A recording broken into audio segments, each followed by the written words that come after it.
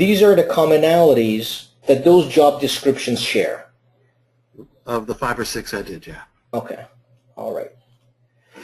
So Bilal, what we're going to do is we're going to go over James's resume, and some of the things we're going to cover with James may apply to you as well. So when we go through your resume, we may already have answered some of the questions that will come up when we look at your resume here. All right, so here's an electrical engineering path. We can see that on the very top. The qualification summary it's a nice size here. So we've got 3.5 lines here. So let's read the qualification summary and assess its strength. An experienced electronic board level design engineer. I'm sorry, I forgot to change that section. You mean this right here? Well, yeah, that should be gone, yeah. Okay, because that would make it specific, right? It would turn it into a... I made a generic one with all my wonderful qualifications, and then I'm going through and I'm making 3 specific ones. Oh, okay. So I forgot to change that section. Okay, okay. I changed everything else, but I missed one. Excellent. Okay. An experienced electronics engineer with a successful history, completing projects on time and on budget, accustomed to designing projects. So we have the word projects here twice. We want to be mindful of that. Maybe we can use a different word. Completing projects on time and budget, accustomed to design projects from concept to the production line. A team player with personality traits that enable successful interactions with all varieties of professionals, vendors, and customers. This is a good start. So I would rate this from 1 to 10. I would rate it a 5, and it's a really good start. So you have a strong foundation, right? You have a good framework. Now what we want to do is take some of the words that we found in common here. So let me open this up and look at these words we found in common.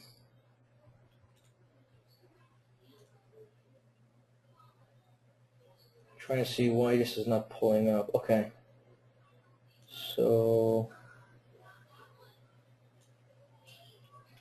okay. So these are the words we found in common. Analog design, team player with personality traits, successful interactions with all levels of staff. So I notice you've used already these 2 here in your, okay. So what do you think if we use also some of these technical words like digital design, digital and analog designs, schematic, if they all share these in common, what do you think if we use some of these as well up here? So with a successful history of completing projects, both analog and what was digital? Digital, yeah, both digital. Analog and digital, on time and on time. See, we have 2 ons here too. We say completing projects on time and something like under budget, yeah, under budget, accustomed to designing projects from concept, accustomed to designing, accustomed to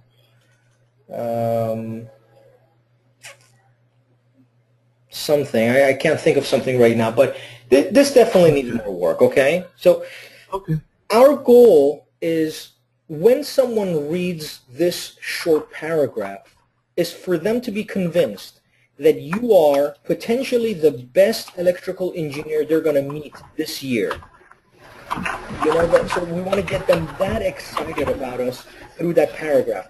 I wouldn't be surprised if it took you a year to complete that paragraph. You know, sometimes it takes a long time to come up with the exact wordage that accomplishes that goal. So what is the goal again from that paragraph? To prove to them that I'm the best electrical engineer they could ever hire. Yeah, and maybe we don't prove it through that paragraph, but we raise enough curiosity for them in that paragraph. Maybe through those 3 or 4 sentences or 4 lines, they are so curious now through the words we carefully selected that they must meet us. That they think to themselves, you know, or at least they must read the resume. They think to themselves, I got to read this resume. This is a prospect that we want to take a closer look at. So then we come down here, and you have these words, and I assume all of these words here are shared in common with the job descriptions that you read, right? Yeah, most of them are. Okay. So if, let's say, PCB, PWB layout, if I was to read 30 job descriptions, I won't find this in just one of them. I'll find them in 6 or 7 of them. At least 60%, if not as much as 80. That's good. Okay, so as long as you have more than a few wanting those skills. Okay. I used the goal of 50%. If it was on at least 50%, then I went ahead and put it in here. Good, good. Okay. All right. So let's look at the key experiences. I have a history of staying. Let me explain this section. Sure. On my last resume, the idea was I had a one-page resume, and then I had my history. So I like the idea of having a one-page resume. That way they can look at the first page and say, okay, I like what he's got. Let's see where he did it if they want to. So instead of just having, like you have the first top section, I like the idea of doing a one-page resume kind of idea. You know, on the surface, that sounds really good, right? It sounds really good to say, wouldn't it be nice if I had a one-page document that summarized all of my important skills, and the hiring manager could look at that and say, oh, all right, so now I can dig deeper. On the surface, that all sounds good. Right. But when you really look at what has happened to the market, what the employers, the hiring managers are looking for to determine if they even want to meet with you or if they want to dig deeper, it boils down to content, not so much number of pages. So what if the industry you're pursuing needed enough content that translated to 5 pages? Well, that's why I have the one page plus the content. Okay, so is this all the content here? Yeah, that's the backing up of the support of my one-page resume. Excellent. Okay, great. Oh, so you're saying this right here is just a quick snapshot of everything? Well, actually, it'd be from that point up, including my name, including my 4 paragraphs, including my skill profiles. Oh, that's a snapshot. This whole thing would be a snapshot here. Yes, that's my goal, and as like you said, after a while, I'll get that to be one page. And I've had people say, do you have a one-page resume? And then I would just give them the top of my resume and say, yeah, here.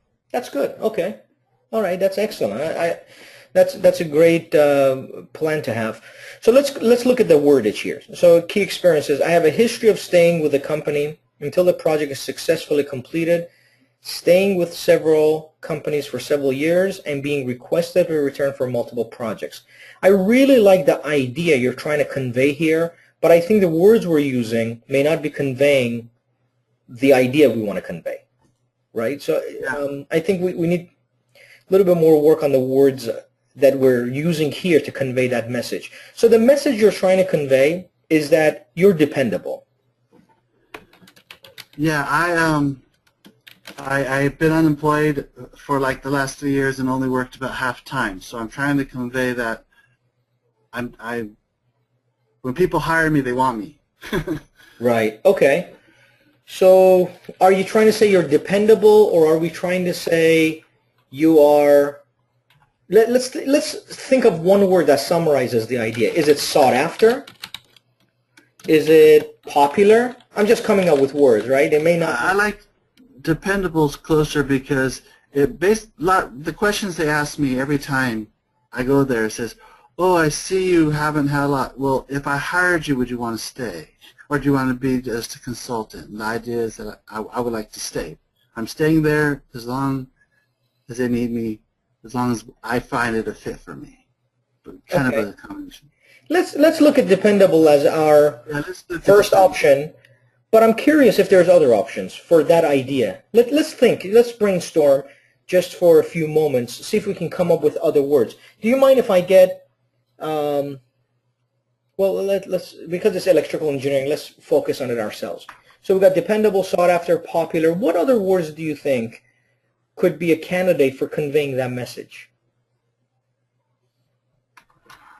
Committed. Like committed. That's it. I was going to say stick-to-itive, but committed is a good word. Committed. Okay.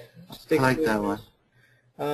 What else? And this is the kind of thing we want to do, you want to do on your own for each bullet, right? So what is the one word I want to convey, the idea I want to convey through that sentence?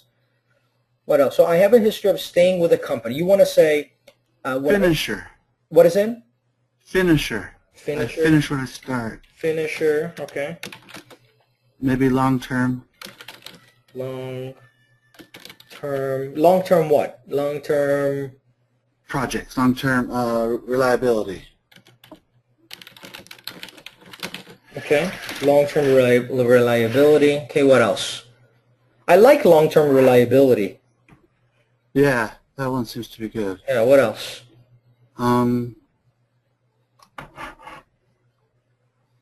What about, look at it from the company's point of view. And once they hire me, I won't leave you. Yeah. I don't know how to use that one word. I wonder what that would be. Did you do committed? You did committed. Okay. If you were to hire someone and they stuck with you and you had hired other people who left in the middle of the project, but this guy you've hired, he sticks with you, he's really what? Determined, like... I think dependable and long-term reliability are the two that Bilal writes committed. Yeah, very good. Thanks, Bilal. We have committed there already. Feel free to chime in, Alfred and Bilal. Yeah, thanks, Bilal. Type in any ideas that you come up with. So I like the long-term reliability. Dependable. Alfred types loyal. That's awesome. Yeah, loyal. Okay. What else can we come up with? So far, long-term reliability, dependable, loyal, those three sound really good. Okay. Definitely. So let's get rid of the rest, and let's look at those three as three ideas we want to convey in this sentence. Now, sometimes when you want to convey something through a sentence, you don't necessarily use those words. Like, for instance, if I want to say I'm motivated, I don't have to say in a sentence, I am motivated.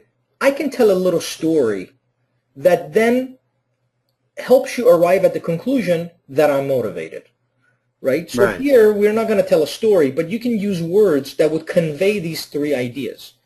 So I like the fact that you say, I have a history. How about if we say verifiable track record? Oh, awesome. So we say verifiable track record. So now you have some evidence attached to those words. They can verify it if they need to. Verifiable track record of completing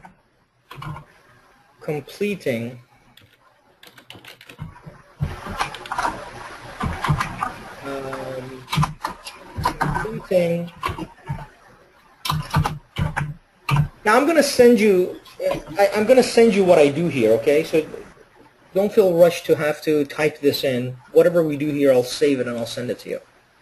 Okay. So verifiable track record of completing, and then here what we want to say is somebody hired you and you completed their project. So verifiable track record of completing what? Now think about that. We want to say somebody hired us of completing client projects. We can think about that and change it if we need to. The record of completing client projects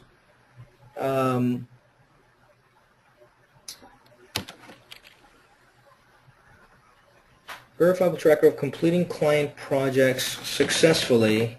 Yeah.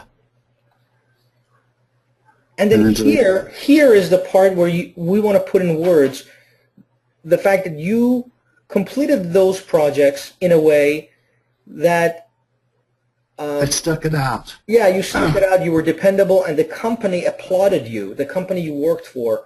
So maybe we can say receiving, and then whatever you put here that shows you're dependable, you say receiving high accolades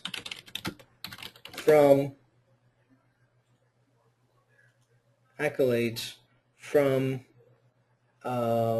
Employer? previous employers for this thing you did. So verifiable track record completing client projects successfully. And then this is the part where you want to really think about how to word in a short sentence what would convey your dependable long-term reliability, your loyal demeanor, and then it led to receiving high accolades from previous employers for this quality. Okay. You see how we do this? We really take our time. We take our time to determine what is the idea we want to convey, and then carefully construct the words in a way that conveys it without saying it, without saying I was dependable, I was long-term reliable. Because here's what happens whenever you use words when you're trying to convey something. It takes away the credibility from that which you're trying to say. If I say to you, especially in the employment arena, you want to hire me, you want to give me some money, and I say, I'm really motivated. Believe me, if you hire me, I'm going to be really motivated. If you've had experiences in the past where people told you they were motivated, but when you hire them, they weren't, you start thinking that those words mean very little, and eventually you give them less weight. The best way to write the sentence is not to put the word directly in there, although sometimes you can. The best way to do it is to relate this to some other past experience you've had in a very brief story or a brief, just in a few sentences, basically. Okay. So we want to do that, what we just did here, in that same fashion with every other bullet. So let's come down here now. We look at the title. The title has harmony. That's good. We want to make it a little bit larger. So this here, even if you don't highlight it, it's okay, right? So we want to take focus away from where you've worked.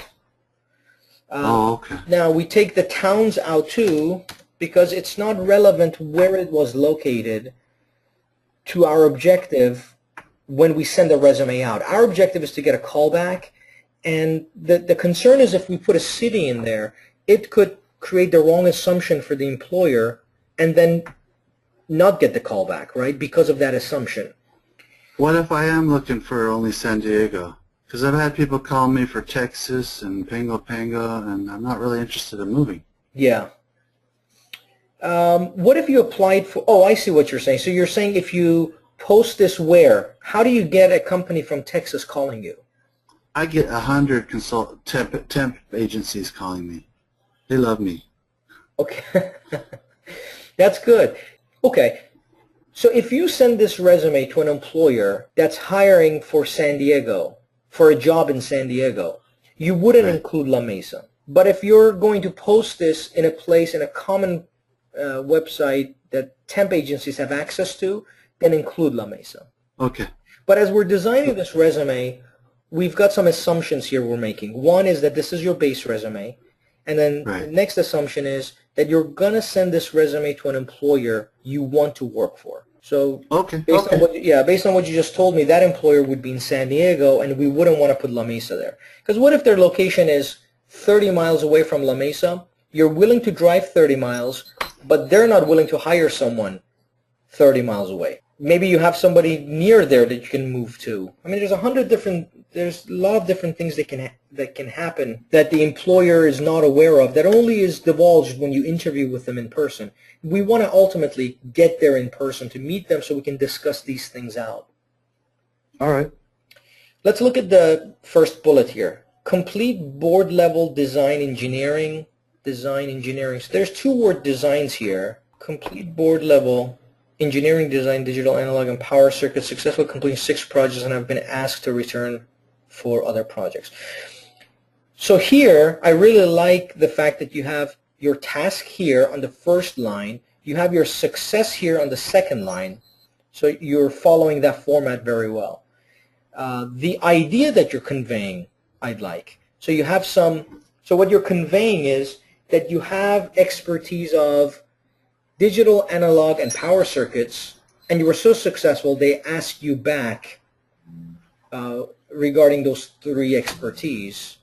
But I'm not sure if the expertise you're trying to convey is your ability to design something or your knowledge of these three particular expertise. Which one are you trying to convey? So let's The do knowledge of the three. knowledge of the three. Okay, so here how about if we do this? We put knowledge of the three.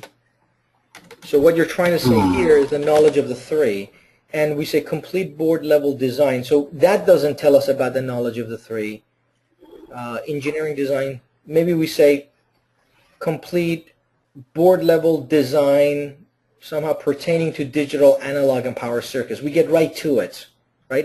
If that's what we're trying to say, knowledge of the three, we get right to that. We say we have knowledge of these three and we're successfully completed 6 projects where they asked us back. And you want to do that with all of your bullets here. You want to put something in the beginning here that's only for you, that employers are not going to see. It's only part of the construction. And you kind of want to visually see, what am I conveying here? Here I'm saying I'm dependable. Here I'm saying something else. You go through it and you have these words that you can later look at to quickly identify what is this resume really telling employers. Here I'm saying I have knowledge of these three. Here I'm saying I'm dependable. Here I'm saying, you see what I'm proposing here? Yeah. James? Do this with all of them. In fact, it'll be a good idea if you just leave it on there for our next meeting. So I can take a look quickly and say, okay, so you're conveying these ideas. Then I can read the sentences for you to see if we're really conveying those ideas you've put in the beginning here. Okay. Let's do that for our next meeting. Let's put, just like I've done here in caps, the idea you're trying to convey, and then I can help you with the wordage on some of them as to conveying that idea we're trying to convey. And then as you see me do it with a few bullets, you'll be able to do it for yourself in the other bullets, okay? Can I ask, in some of the descriptions that everybody wants, if you look at my second position right there in front of you, ensemble engineering, and one of the requirements almost everybody wants is a PCB designer. Even though I'm applying for an electrical engineer, to put a PCB designer as one of their requirements, is that, I mean, you still put electrical engineer in that spot? You mean here? Yeah, right there. Exactly. Do you have more bullets to put under this employer? No, this was a little tiny job. Okay. It took me a week to do. Okay, so Well, 2 weeks. what I would propose we do is we take this experience here and translate it maybe here under your key experiences. Since everybody wants it, we say... They want the PCB, they don't care if I use EagleCAD, but yeah. Yeah, so Fine. you say worked with an organization extensively in designing PCB.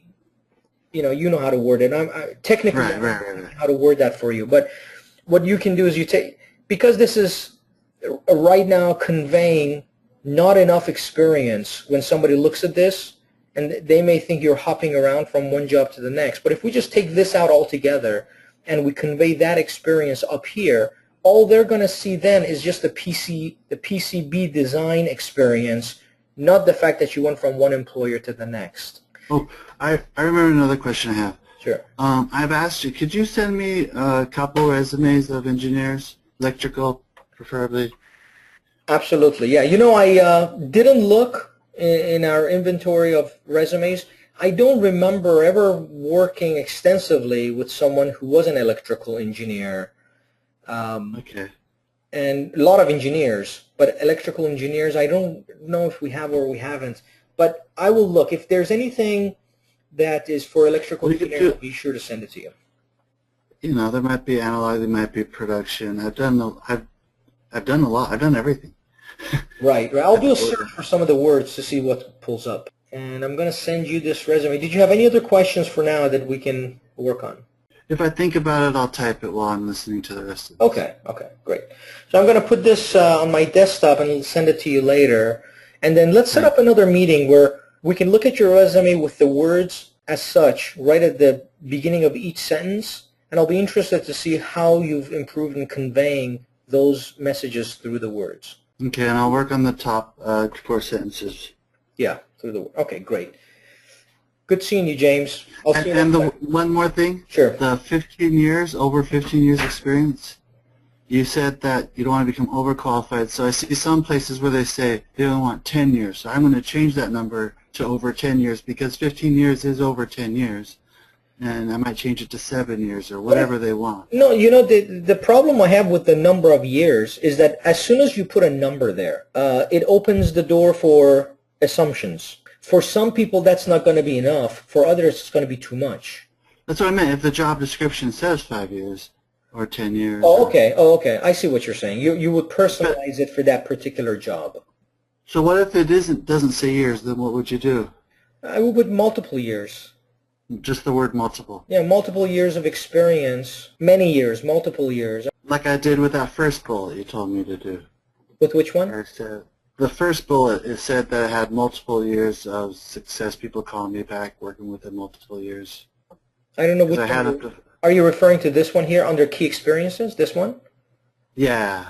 I used to say I had 4 years, up to 4 years experience, but you said do multiple. Yeah, Okay. multiple years or just years. Years of experience of all levels of design. Or just many years. Or Okay. many years, yeah. Okay. All right, James. Hang in there, and I'm going to go to, let's see, Bilal was the second who logged in, so let's go to Bilal. So while you're sending me that, let me go to Alfred. And Alfred, I don't see your phone active. I'm not going to be able to unmute your phone until it is active. Okay, let me pull that up for you. And it's for Project Manager? Correct. Okay, excellent. So I have samples that I can send you for project management. Okay. We've worked on a lot of project manager resumes. So let's look at this one here. An experienced project manager at managing multiple tasks and is it competing or what did you want to say? Completing. Completing. Completing priorities Yeah. to meet deadlines. An experienced project manager at managing multiple tasks. Okay, so one of the things I want to bring to the surface here is how important the first words we use in a sentence are over words we use later in the sentence. So the first words I'm using here is an experienced project manager. So if I put words in a sentence if I number them, say this is number 1, this is number 2, Okay. let me put it in a different color. Completing priorities to meet deadlines, this is number 3. Okay, let me put it in a different color. So if I number these words, what I've done here, in the order of importance, I've used these 3 ideas. So I'm saying I'm experienced project manager, then I'm saying I can manage multiple tasks, and then I'm saying I complete priorities to meet deadlines. So the first question I want to ask is, what am I trying to say in this sentence? Am I trying to say that I can multitask, or am I trying to say I have enough common sense to know which priorities come first, and then when I identify what priorities come first, I can complete them before the deadlines. So I have enough common sense to know that as a project manager, I need to complete these before the deadlines. So now what would happen if I said a project manager fully skilled at completing multiple tasks and experienced in completing priorities prior to their deadlines? That would change what I'm trying to convey, right? Because now That's right. I'm using the second idea here first, and I'm using the word experienced and priorities last. So what I'm trying to tell you is order matters. It matters what order we use the words to convey our message in a sentence. So that's the first thing I want us to be mindful of, is what order do I want to convey my message? The second thing is questioning whether I want to even convey my ability to handle multiple tasks in my first sentence. Is that the most important idea project management hiring managers want to see, want to hear in your location? I don't know if it is or it isn't, but if there were, let's say, 30 different things skill-wise, 30 different skills hiring managers wanted to see, would these two top the list? And if the answer is yes, then we should leave them there. If the answer is no, then let's think about what are some of the skills that are highly important that hiring managers in your area want to see as a skill in order for them to dig deeper and then potentially hire you for an interview. So here's an idea. What if we said an experienced project manager? So think about what are some of the most important ideas, skills that a project manager must have. Give me the top three. You know, able to interact with the stakeholders. Let me type that. Let me type interact with stakeholders. Okay. Right. Stay within budget. Okay. And reach milestones. Yeah. Implicit in those three is also knowing how to manage priorities. You have to be a multitasker, right? So if you're a multitasker, then you can reach milestones more efficiently. If you know how to identify priorities, then you can stay within budget and reach milestones. So would you say that these are subs of these? So maybe Yeah. Right. yeah. Yeah. Okay, so what if we said an experienced project manager with the ability to interact with stakeholders effectively, or maybe a track record of success in interacting with all stakeholders? Project manager with a track record of success in interacting with all involved stakeholders. Now I'm just making on-the-fly suggestions. So this is Right. by all means not something we should go with, but I'm trying to open up your view towards how to construct these four sentences. What are some of the strategies we want to use in ensuring not only do we choose the most effective words, but also we construct it in a way that pops when someone's reading those four lines. So we may or may not stay with this, what I'm suggesting here. So let me put this in orange. So that's number two. So number one, we're saying you are experienced. Now the person who's reading this, they're thinking, experienced in what? And you're telling them in what in the second sentence. Not second sentence, but the second choice. So an experienced project manager with a track record of success in interacting with all involved stakeholders. Track record of Successfully, yeah. Successful. Let's see. The track record of successful, with a track record of successful interaction or successfully interacting with all involved, with all stakeholders. Now, the other thing we want to keep in mind is that the more words we use to describe something clearly, sometimes the less clear it becomes. Like, see how here we're using the word involved. It just happens that if we take it out, it makes things more clear. Although initially someone may think, no, if you put the word involved, it would make it more clear. The less words, the better, essentially. So an experienced project manager with a track record of successfully interacting with all stakeholders. So what I'm trying to say in this bullet is that I'm experienced in getting stakeholders involved. Now, I don't want to introduce another idea here because it takes away from this first idea. So whatever I'm going to use next, I want it to complement this number two. So if I introduce priorities and deadlines, it's taking away from my second point here, which I'm trying to say I have this experience in getting people to come together. So whatever I want to introduce should complement that. So something that has to do with teamwork, something that has to do with... So, Fred? Yes. So you wouldn't complement it with staying on budget. That's another point, right? I wouldn't, because suddenly you would shift the idea and it would weaken, it would water down the idea you're trying to convey. Yeah, I would maybe in the next bullet, so let's say multiple tasks. So next bullet, I would talk about my ability, skilled in completing projects, multiple skilled in completing multiple projects simultaneously while managing priorities within budget and time. So if you look at the second bullet here, this is my first, I'm using this one first, I'm using this one second. So my first idea is I'm skilled in completing multiple projects simultaneously. So that says, that's saying I'm a multitasker simultaneously.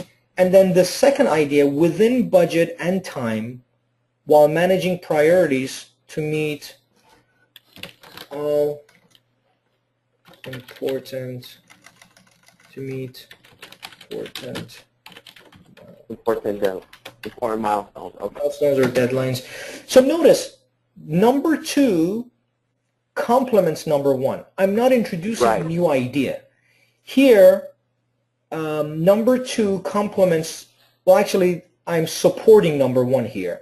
But if I'm going to add anything here, let's say I'm going to add something that's going to be number 3. Let's put 3s in blue. If I'm going to introduce a third idea in the same sentence, it better be one that complements number 2. Otherwise, I'm going to water down the whole sentence. Does that make sense? Okay.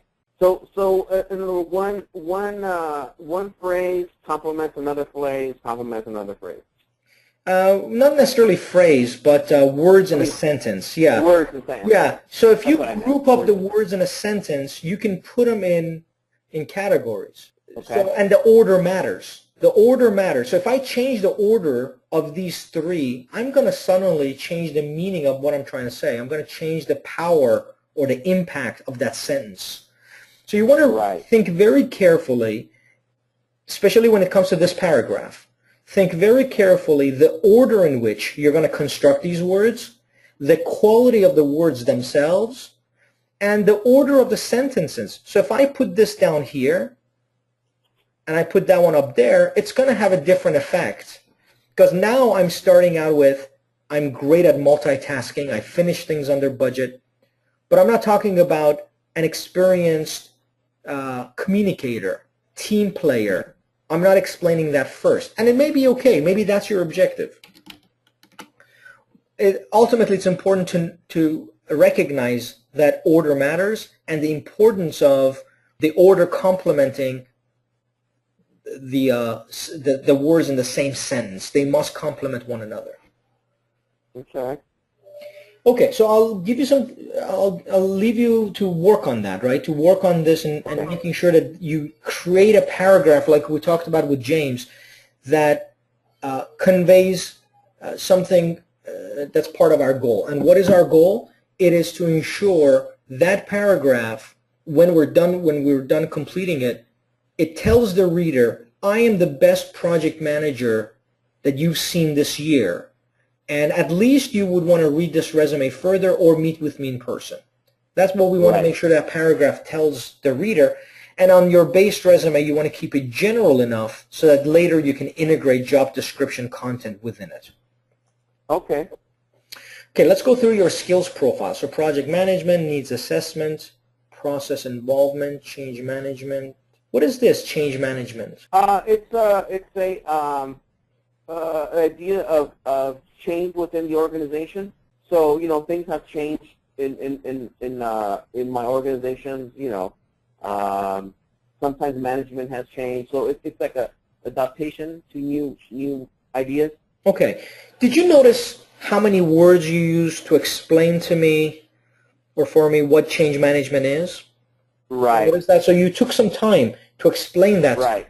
Anything we use in our resume that requires a description, we will have to take it out or provide the description, right? So you could say somewhere, maybe in your bullet here, that you were involved with something that had to do with change management and describe what that is. But unless we do that, then we got to take anything. So scheduling, we know exactly what that means. That's clear. Right. Team building, that's clear. But anything that leaves room for creating an assumption outside of what we're trying to convey, then we want to take that out. So just keep that in mind, okay? Now let's go through, so down here you want to make sure, I'm assuming these are all words that job descriptions in your area share in common, right? Right. Okay. And then here, account manager 2012, 2014, that's, for me, that's confusing. So we're starting with project manager, but here we're shifting to account manager. Well, that's what I that's what I did for a couple of years, and that is not the field I want to keep pursuing. Okay. So, you know, that was my question. That's one of my questions. Is you know, although I did account management at these two organizations, I do not want to continue doing account managing. I mean, in this form, in other words. Okay. So then we take it out, right? Because think about this. If you have 10 different skills, and let's call one skill A, one skill C, one skill D, and one skill Z. You have these 4 skills, and A is project management, and C is account management. Right? So this one is project management, and this one is account manager. On your project manager resume, which is A, let's call it P so it's easy. So this is P, and account manager is A. Mm-hmm. You have these other skills. On your project manager resume, anything that has to do with account management should only show up if it's relevant to project management. So here's an example. Let's say for Master Systems LLC, was your title account manager? Yes, it was. Okay, so let's put that down, account manager. And let's say some of the functions as an account manager was that you had to complete some tasks before their deadlines. You had some milestones to meet. You had to, let's look at some of these. You had to interact with various stakeholders. Right. Some of the things that has to do with project management you had to do. So let's put these down. So interacting with stakeholders, you had to finish before deadlines, etc. But you also had to make cold calling. Right. You also had to, let's say, do bookkeeping. I'm just making this, okay? You had to do bookkeeping. Let's Demonstrate the product. What's that? Demonstration of the product. Demonstration of products.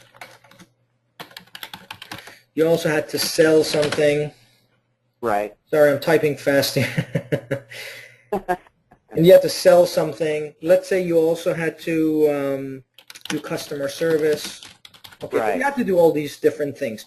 Now, which one of these would you say is harmonious with project management? The first one, interacting with stakeholders. Yep. Second one, how about cold calling? Right. Is that harmonious with project management? No. No, it's not. So we take that out. How about bookkeeping? No. Nope. Demonstration of products? It could be. So we leave that in for now. How about selling? Yeah, leave it for now. Selling, sometimes if they want a quotation, you know, before they give us a job, that could be, you know, something that may need to be there. How about when selling the project tasks to the stakeholders? Right, okay. So you have to be good at selling them on the idea that you need to complete this task by this deadline, and here's why it benefits you. Mm-hmm. If you're not good at sales, maybe you order them to do it, and that's not very effective, is it? I mean, as a project manager, right? You have to work with people in completing their tasks. So maybe this is a benefit for project management. And then let's just say customer service isn't, right? So you were an account manager, and you had some tasks that relates to project management, but some that does not. You see that? Yes, I Now do. you have to make a choice. Can I argue that my responsibilities involved project management?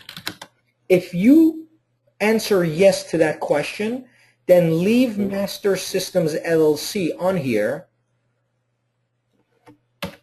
and your resume would look like this, and then you would take each one of these ideas and put them in the beginning of your bullet. Ah, This is just for you again, like we did with James, right? You're going to put, okay, right. I'm going to put interacting with stakeholders in this bullet. I'm going to put finish before deadline on this bullet here. I'm going to put demonstration of products on this bullet. So now you're not saying your title was project manager. You're saying I acquired or I strengthened skills of project management with Masters Systems. Mm-hmm. And here's selling to the stakeholders, and here's how I did that. Then when the employer calls you on the phone, let's say you have a phone interview, you're going to say, Mr. Employer or Mrs. Employer, I worked for Master Systems as an account manager, but my role was predominantly project management, and that's what I'm showing you on my resume. I interacted with stakeholders, I finished before deadlines, I demonstrated the products, I acquired the ability to sell to all stakeholders. You see how your resume then becomes a guide for you on what you're going to say on the phone. It becomes your guide. So what you're carefully constructing when you construct your project manager resume is the plan, the way in which you're going to communicate to the employer. Okay. So that's going to be your assignment, is to go through and clean this up to make sure that you have one resume for project management. Like this computer operator's got to go unless you can argue, like we did with account manager, it helps you with project management. Okay. All right, so I'm going to save this to my desktop and send it to you after we're done, so you can go to work on that. And then, just like with James, if you could, Alfred, put in the beginning of each bullet, put in bold what you're trying to convey. Okay. So you and I, it's not something employers are going to see. It's just going to be something you and I are going to use to quickly see, okay, let's look at the totality of all the ideas you're trying to convey. And maybe some of those things you're trying to convey are duplicates. As you look at it, maybe you see so many duplicates and you change some of the bullets. So you're not conveying the same thing over and over again. But at the same time, if something's missing, you'll be able to know, I haven't conveyed this other skill that I have. Right, right. Okay. Brett? Yes. Brett, one quick question. Can you go down to where it says Zuma Corporation all the way? Okay, right here, right here. I know I got to change this, but, you know, much like you mentioned about, you know, the university removing where you got your degrees from, because, you know, because politics, you know, you can work for a conservative company or a liberal company, and they had a bad experience or something. Right, right. Here with President Reagan's memoirs, should I leave off that president's name because of his political views, because of conservative ways, or would that? Yeah, good job for thinking that. Would it make a difference if you put selected to digitize one of U.S. president's memoirs? Would it make a difference? I think it adds to the curiosity. Now the person reading this is thinking, which president, I wonder? And that may contribute to them wanting to call you. Okay. And then also with the Chief Justice John Roberts, maybe I could just put a Chief Justice, you know, current Chief Justice, you know. Yeah, exactly. Right, right. Yeah. Because it is, see, you're thinking out loud, and that's great. You're already thinking about if someone was to see the word Reagan and they were totally liberal, you know, they were all the way to the left. And by reading that, are they going to think potentially that if you weren't all the way in the right, you wouldn't choose that president. You would have maybe thought twice about doing that. And this is all just assumptions, but that's what we're trying to do Right. with our resumes, manage those assumptions. So good job for thinking. Right, right. Okay. Any other questions? No, that's it for the resume part. All right. Do you have any questions about my profile part? Let me see. Profile part. Skills You know, profile? in my Google Docs drive. I don't know. If any No, I pulled you up. Let me just take a look here. Did you complete session 6? Yes, I did. I just completed on Monday. Yeah, you know, I think everybody that completed on Monday, the system hasn't picked it up yet. But yeah, you're good to go. Let me just, give me just one moment here. Now did you complete session 1 as well? Yes, I Yeah, did. you did, yeah, 2 hours and 37 minutes, okay. Let's see. Yeah, no, you're good to go. Okay. Yeah. All right, very good.